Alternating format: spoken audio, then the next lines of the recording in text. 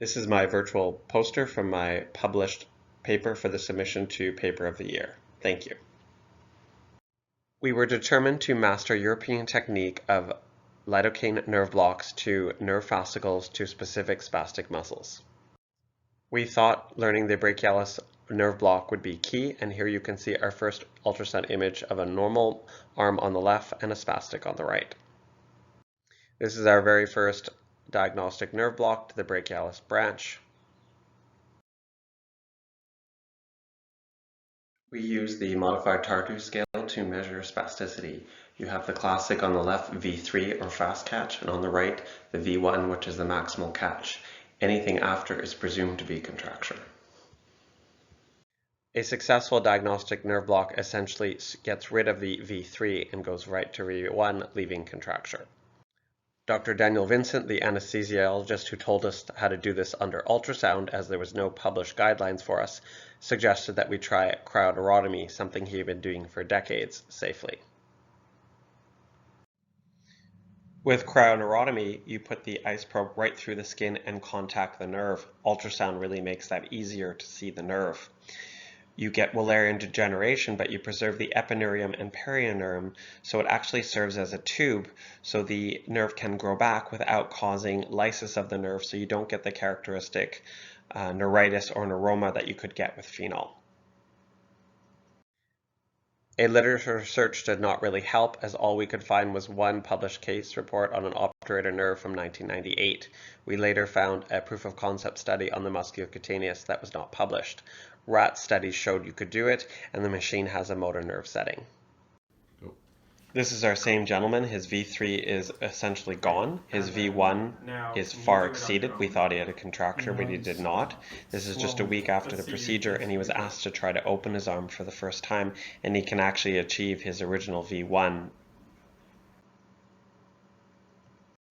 This demonstrates the changes in range of motion, but the Ashworth is decreased.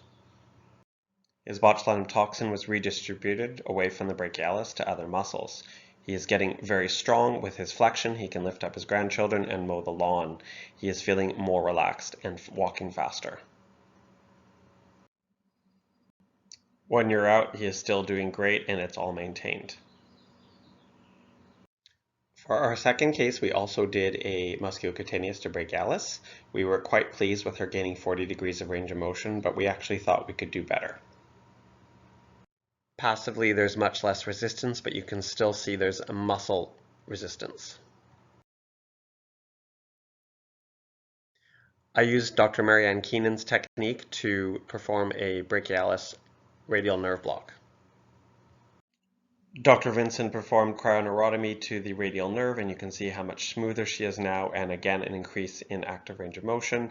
It is her strength that prevents fuller extension. Feel free to pause on the slide to see his changes.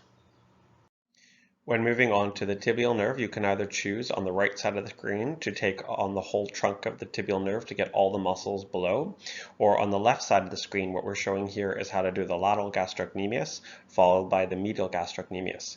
We can just as easily target the soleus, the tibialis posterior, or the long toe flexors using this anatomical technique after a Terry del Tome and subsequently by Bocelli. Here's that positioning. Due to pregnancy, she stopped her botulinum toxin and she could no longer wear her ankle-foot orthosis and gait was deteriorating. A diagnostic nerve block was successful and a cryoneurotomy was proposed. You can see 4 weeks after she is walking much more smoothly with a step-through gait. She is tolerating walking without her ankle-foot orthosis.